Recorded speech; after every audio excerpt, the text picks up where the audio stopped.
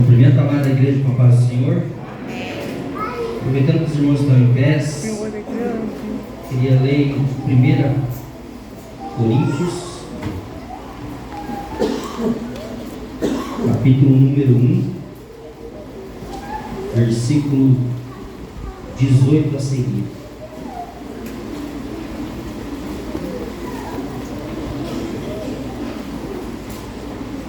Coríntios, capítulo 1, versículo 18 a seguir.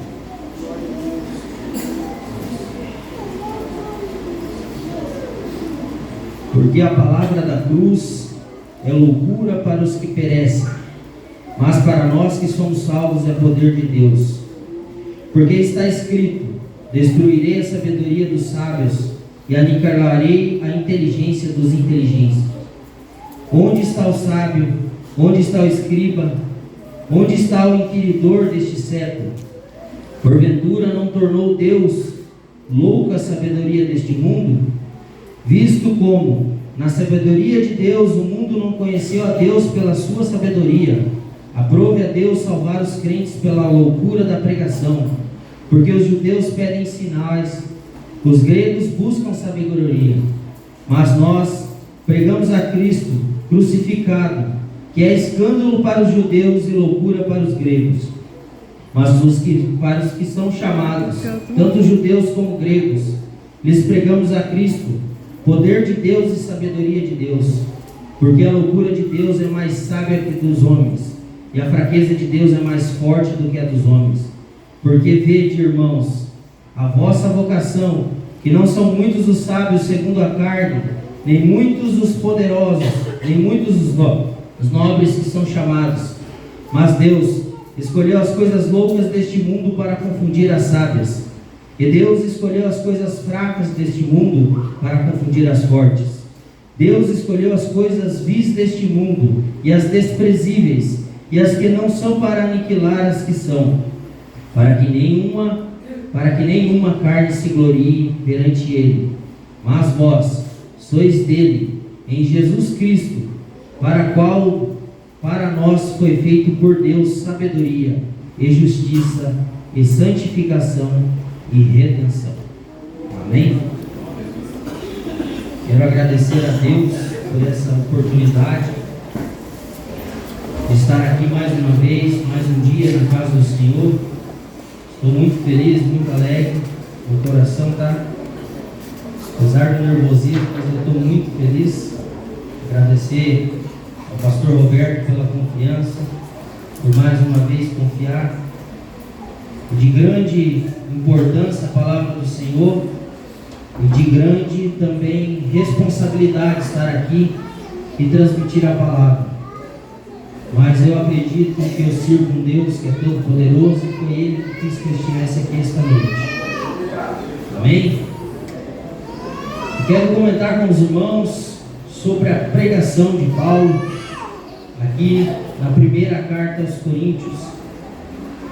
Nós sabemos que esta carta aqui foi escrita pelo apóstolo Paulo, como eu já disse, com o propósito de resolver problemas dentro da igreja de Corinto, problemas doutrinários, problemas dentro da própria igreja de Corinto.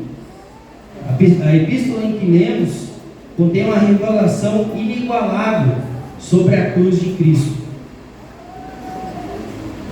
E como a oposição a toda a ignorância, a toda a inteligência humana, ele fala sobre a pregação da cruz, sobre falarmos e pregarmos sobre Cristo pregado sobre uma cruz. Como sabemos, Paulo primeiramente era um perseguidor da igreja, um perseguidor dos cristãos, daqueles que levavam a palavra do Senhor adiante. Era um perseguidor de quem falava do amor, falava que Cristo salvava, que Cristo veio a este mundo para salvar e restaurar vidas. Porém, Paulo, a palavra de Deus nos revela que Paulo teve um encontro com Jesus, e após esse encontro ele teve a sua vida totalmente mudada. Ele teve a sua vida totalmente restaurada a partir do momento que ele decide entregar a sua vida a Jesus Cristo. E Paulo, então, de perseguidor da palavra, claro que isso após um tempo, ele ser convertido, após um tempo, ele meditando também nisso, Paulo passa de um perseguidor da palavra a um pregador do Evangelho. Ele tem a sua vida totalmente mudada, e para aqueles que olhavam para Paulo, assim como ele relata nesta carta, olhavam com um olhar de loucura. Se vocês buscarem, procurarem, neste primeiro capítulo de número 1, a palavra loucura é citada várias vezes. Aleluia. E Paulo passa a pregar a palavra do Senhor. Paulo tem a característica de ser um pregador com autoridade. Paulo tem a característica de pregar com fervor, porque ele sabe e tem a convicção do Deus que ele serve. Aleluia. E com toda essa autoridade por parte do Espírito Santo, no versículo de número 18 ele diz assim: porque a palavra da cruz é loucura para os que perecem, mas para nós que somos salvos é poder de Deus. Paulo falava isso a uma igreja que estava se dividindo. Paulo falava isso aos judeus e a gregos daquela época, povo aquele que esperava, sim, eles esperavam por um Messias. Porém, ao contrário do Messias que a gente conhece, Jesus Cristo, eles esperavam por um Messias que viria com poderes sobrenaturais, que viria como um rei, que viria com poder econômico na sociedade. Eles esperavam que o Messias viria ao mundo dessa forma. Aleluia. Porém, nós sabemos que não foi assim. Os gregos até chegaram a zombar, de Cristo, dizendo como que alguém veio para salvar alguém, ou alguém que veio para salvar a humanidade toda e não pôde se salvar a si mesmo, não pôde descer daquela cruz e salvar a sua própria vida. Mas hoje nós estamos aqui para entender essa palavra, para entender que Deus usa esta loucura dos olhos humanos para confundir as coisas sábias. Hoje nós estamos aqui para entender o poder, o sinal do sofrimento de Jesus sobre aquela cruz. Aleluia. Se nós olharmos pelo nosso olhar humano mesmo, se olharmos pelos nossos olhos carnais para a cruz, nós não entendemos. Muitas vezes nós viajamos, saímos de um lugar para o outro, em beira de rodovia é muito comum isso, vemos cruzes, né? À beira da rodovia tem cruz ali fincada, e a primeira coisa que vem à nossa mente e nosso pensamento é que ali alguém morreu. Aquela cruz é colocada ali como um símbolo de tragédia, de dor, e é isso que vem ao nosso pensamento. Aleluia. Nós olhamos para a cruz com os olhos humanos, carnais, como eu disse, como um símbolo de morte, um símbolo de morte, um símbolo de dor. E para aquele povo também daquela época simbolizava isso e muito mais, pois naquela época pessoas eram condenadas à cruz e era uma coisa que era muito valorizada na época. E aqui eu reuni 4 pontos da cruz, de morte de cruz, em que aquele povo valorizava. A primeira coisa, a morte de cruz, ela era agoniante. Ela causava uma agonia muito grande em quem era crucificado. Pessoas, aqueles que eram executados, primeiramente eram pregados na cruz. E este prego, atravessando seus braços, suas mãos, nós podemos imaginar a dor que não era. Ali as pessoas ficavam por muito tempo, muitas horas, até que elas morressem. Então este primeiro ponto é um primeiro ponto que eles valorizavam, o ponto da morte de cruz como um ponto de agonia. O segundo ponto que eu coloquei aqui era uma morte prolongada, como disse. Era uma morte que, além da pessoa estar ali, crucificada, com seus pés e as suas mãos furadas por pregos, era uma morte que demorava a se passar. Não era uma morte instantânea, como vemos hoje, aí no mundo. Uma morte que uma pessoa leva um tiro e morre na hora. Uma morte que a pessoa às vezes leva uma facada, morre na hora. Bate o carro, morre na hora. Não, ali na cruz era diferente. A pessoa estava ali justamente por isso, por esses motivos. Terceiro ponto, a morte de cruz era uma morte pública. A cruz era colocada em um lugar público, um lugar onde que muitas pessoas passavam, certo que muitas pessoas iam justamente para ver quem ia morrer, como ia morrer, mas era colocado em pontos estratégicos também, para aqueles que estivessem passando por ali, vissem aquele condenado à morte pregado ali, e trouxesse para si mesmo que não deveria pecar, que não deveria roubar, que não deveria matar, pois se fizesse isso e fosse condenado à morte de cruz, ele também iria para aquela cruz. Por isso a cruz era colocada em um lugar público, era uma morte pública, era uma morte que era mostrada a todos que estavam ali. Também a morte de cruz era um sinal de humilhação. O sentenciado à morte de cruz, ele era obrigado a pegar a sua cruz, aquela cruz que era fabricada do tamanho para ele, era fabricada para aquela pessoa que seria morta na cruz. Ele era obrigado a pegar aquela cruz e levar até onde ele seria crucificado. Isso como um sinal de humilhação, pois você tinha que levar aquele objeto, aquele símbolo de morte, até onde você seria executado, para que então você fosse morto à frente de muitas pessoas, humilhado. Além de carregar a cruz até lá também, a Bíblia nos revela que as pessoas muitas vezes eram despidas, ficavam totalmente nu ou parcialmente, como sabemos que Jesus Cristo também ficou. Isso era uma forma de humilhação, olhando para a cruz. A crucificação era a pior punição que existia naquela época. Era a pior punição que havia. Ela era reservada às pessoas de pior classe da época.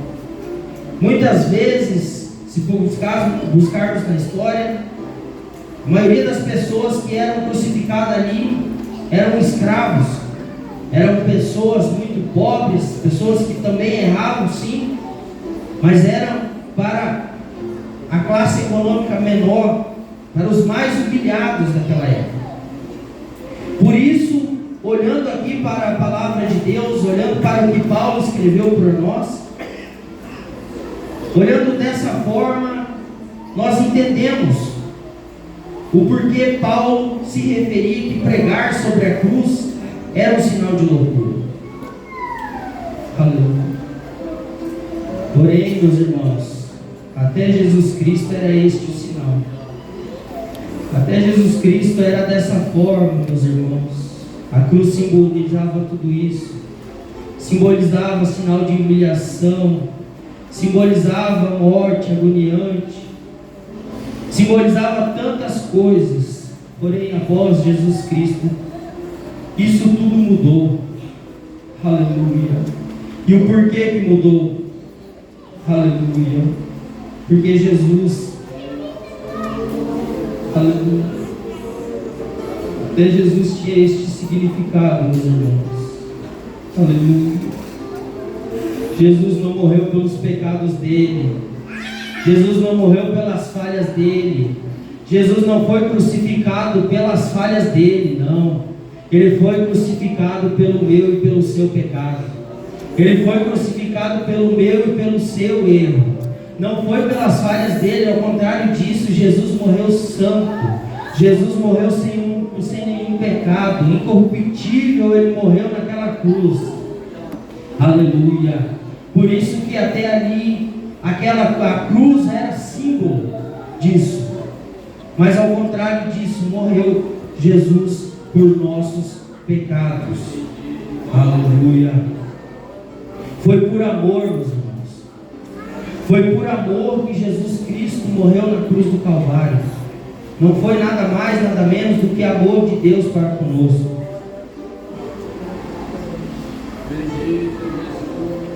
Foi por amor. Deus deu o seu único filho para morrer numa cruz por amor a nós. Terça-feira aqui, no culto de ensino, o pastor trouxe uma palavra aqui, um ensinamento através da palavra do Senhor, que se referia ao amor. Que se referia ao amor.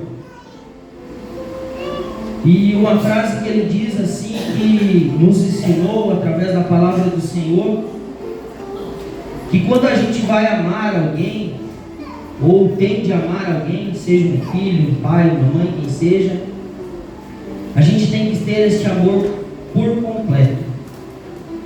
Não pode ser um amor pela metade. Quando a gente vai amar a palavra do Senhor, a gente também tem que amar ela como completa. Aleluia. E quem de nós faríamos isso por alguém aqui esta noite? Quem de nós entregaríamos a vida de nosso filho pela vida de alguém? Eu pergunto à igreja aqui, quem de nós daria, quem tem filhos aqui sabe o que eu estou falando? Pegasse qualquer um da igreja, você daria a vida do seu filho para o irmão, para a irmã? Eu acho difícil quem daria, né, meus irmãos?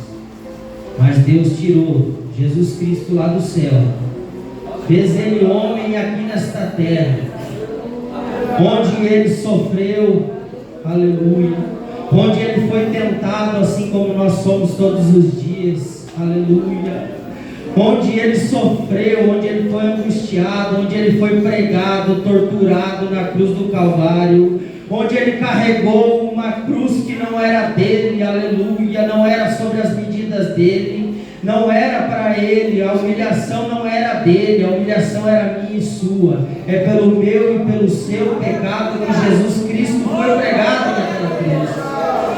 Aleluia, aleluia,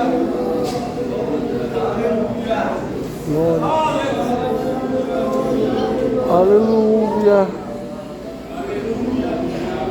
Por isso que pregar sobre a cruz é loucura aos olhos humanos. Aleluia. Por isso que Paulo se refere que pregar sobre a cruz é algo, é loucura. Aleluia. O que Paulo quer dizer assim, que até Jesus, ele não tinha do que falar, ele não tinha do que pregar. Mas quando ele fechava os seus olhos, quando ele orava ao Senhor Jesus, imaginava Jesus lá naquela cruz pregado, ele imaginava: agora eu tenho do que falar, agora eu tenho do que pregar, agora eu tenho do que falar do amor de Cristo para conosco. Aleluia. E Jesus, ao contrário do que muito daquele povo pensava, Jesus não morreu para um grupo seleto de pessoas, não. Jesus morreu por todos nós. Jesus morreu pelo mundo todo. Não foi por mim só, não foi só pelo pastor, não. Foi pelo mundo todo. Só basta você dar o seu passo, entregar a vida totalmente a Jesus. Aleluia. Esse direito da salvação Jesus deu a todos. Aleluia. Quando Cristo foi crucificado, a maldição da desobediência da lei caiu sobre ele, conforme está escrito em Gálatas 3:13, que diz assim, ó: Cristo nos resgatou da maldição da lei, fazendo-se maldição por nós, porque está escrito: maldito de todo aquele que for pendurado no madeiro. Aleluia. E por este motivo, meus irmãos, a minha e a sua alma devia estar como a do salmista, quando ele escreveu o Salmo 103, que diz assim, ó: bendize, ó minha alma, ao Senhor, e tudo que em mim bendiga ao seu santo nome. Bendize, ó minha alma, ao Senhor, e não te esqueças de nenhum dos seus benefícios.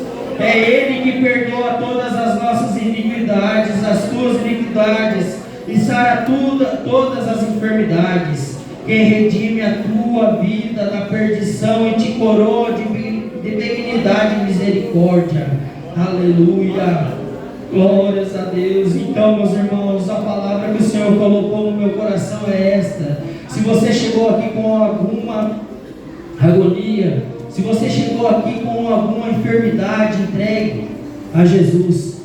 Foi por isso que Ele morreu, pelos nossos pecados, pelas nossas aflições, por tudo aquilo que nós erramos e pecamos todos os dias. Aleluia. Nós erramos e pecamos todos os dias, e foi por esses pecados que Jesus morreu. Basta nós nos humilharmos todos os dias perante ao Senhor, pedir perdão dos nossos pecados e dizer que Ele é santo, santo, santo, santo, e é só nele que nós encontramos a salvação.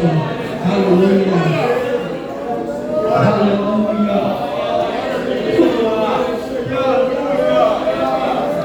E aqui, meus irmãos, para finalizar, eu vou dar um breve testemunho da minha vida aqui. Eu não sei o porquê, mas o Espírito Santo. Eu não sei o porquê que Deus colocou essa palavra no coração, mas eu, com aproximadamente, eu tinha 8 anos de idade, eu perdi meu pai para uma enfermidade do pulmão. E com 8 anos de idade, uma criança ainda, praticamente a idade da minha filha, eu perdi o meu pai.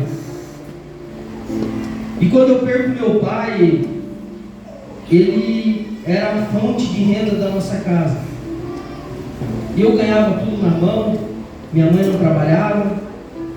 E quando eu perco meu pai, a minha mãe começa a trabalhar. Ela tem que sair do conforto, sair daquilo que ela fazia todos os dias, e começa a trabalhar. E eu, com apenas 8 anos de idade, não tinha com quem ficar, e muito menos condições para pagar com quem ficasse. Minha mãe não tinha condição para isso. Eu ficava de casa em casa, casa de tios, de tias, de irmãos mais velhos que eu tenho por parte de pai também. Por mais que eu tinha 8 anos de idade, eu sentia senti muito a morte do meu pai. E dos 8 anos de idade, meus irmãos, o tempo foi passando, a ausência do meu pai foi aumentando, a saudade também. E dentro do meu coração, dentro do meu peito, aquele vazio, eu acreditava sempre ser a ausência do meu pai, só aumentava e aumentava. Com isso também, como eu disse, minha mãe começou a trabalhar, e querendo ou não, eu tive um pouco da ausência dela também na minha vida. E essa ausência dos meus pais me causava um vazio no coração tão grande, e cada vez que passava, aumentava. Então, quando eu tinha de 12 para 13 anos, eu comecei a trabalhar. E, claro, para minha mãe também foi bom, porque eu ajudava na renda da casa, mesmo que eu pudesse só comprar minhas roupas, ter o meu dinheiro, ela não precisava ter este gasto comigo, né?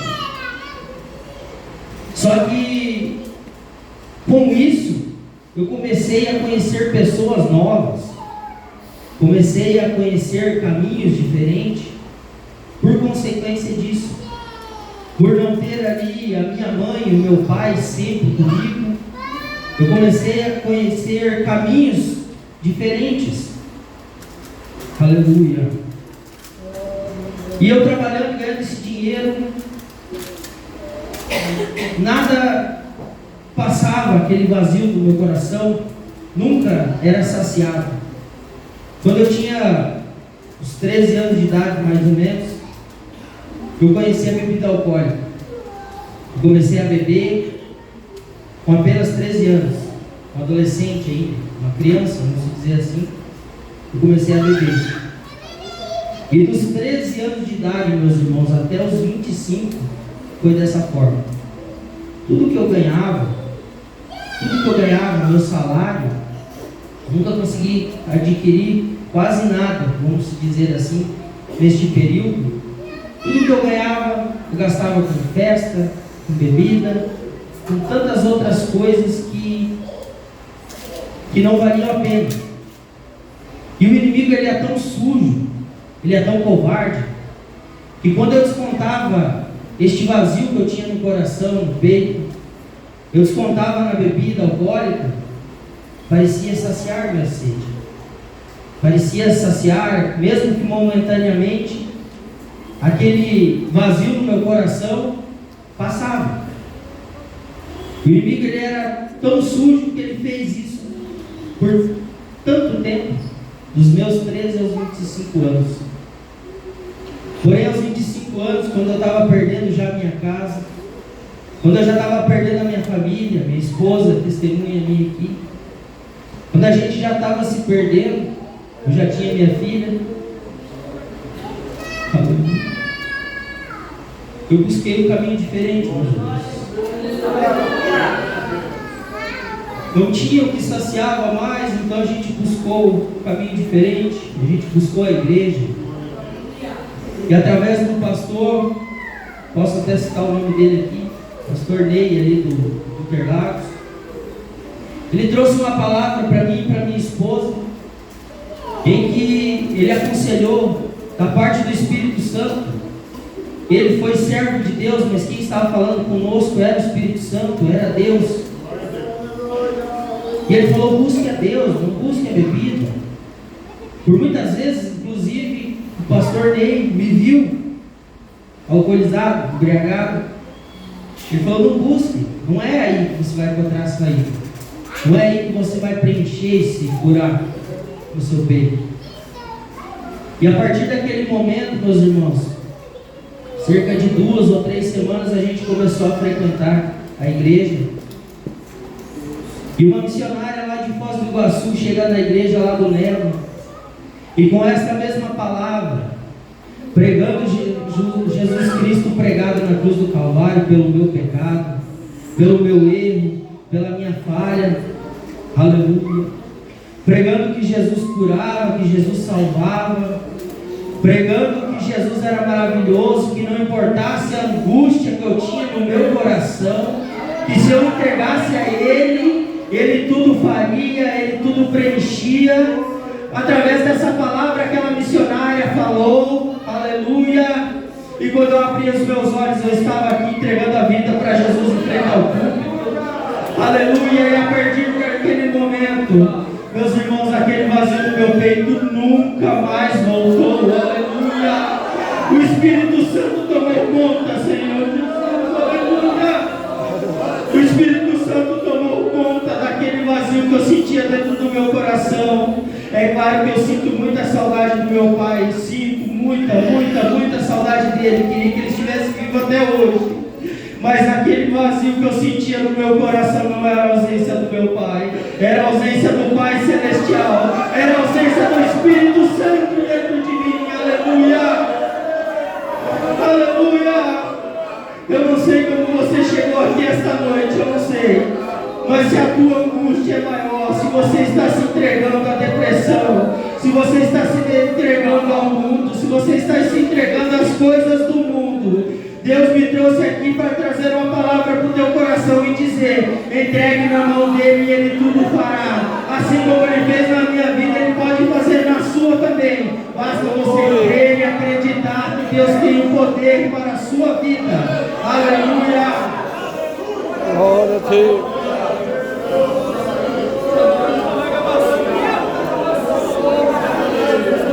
Aleluia.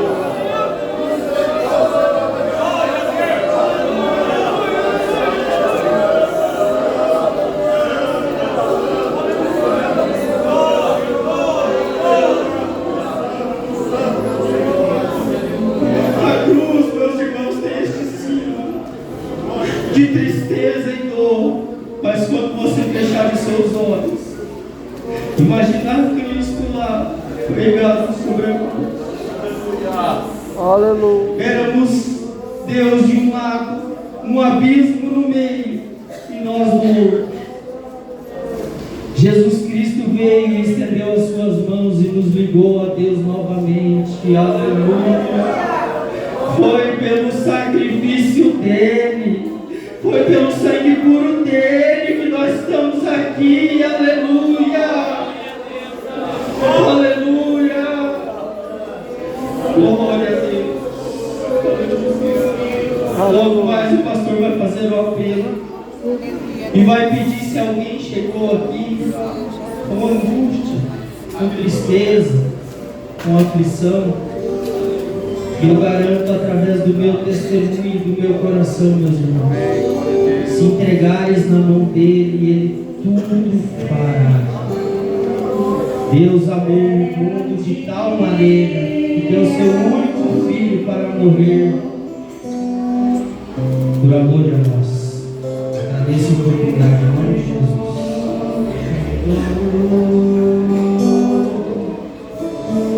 Mas faltei.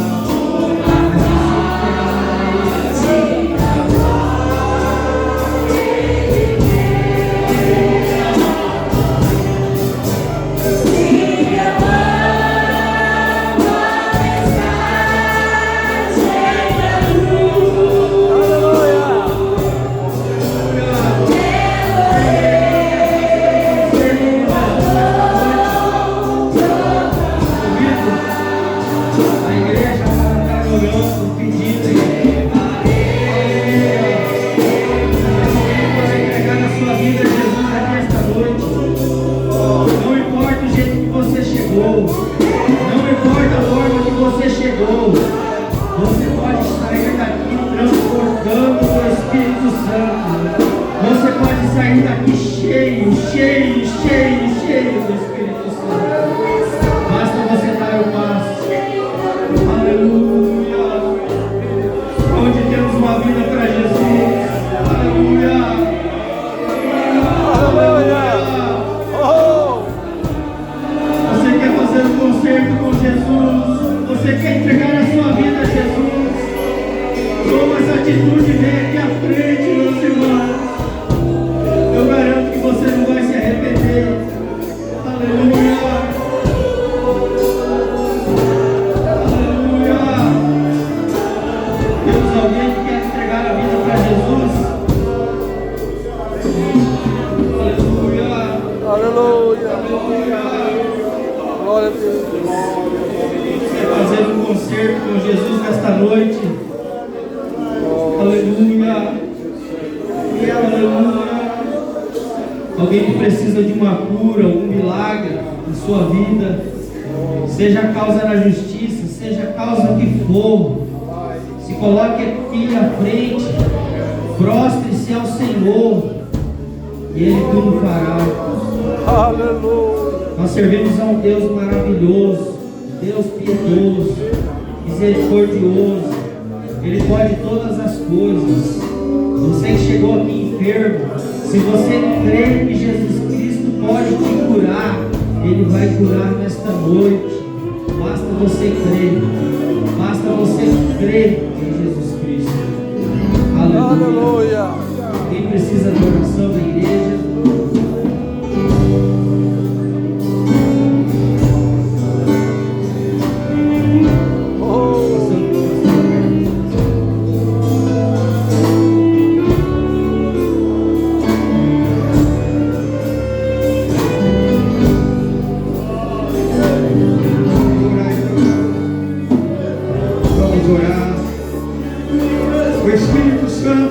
Neste lugar aqui.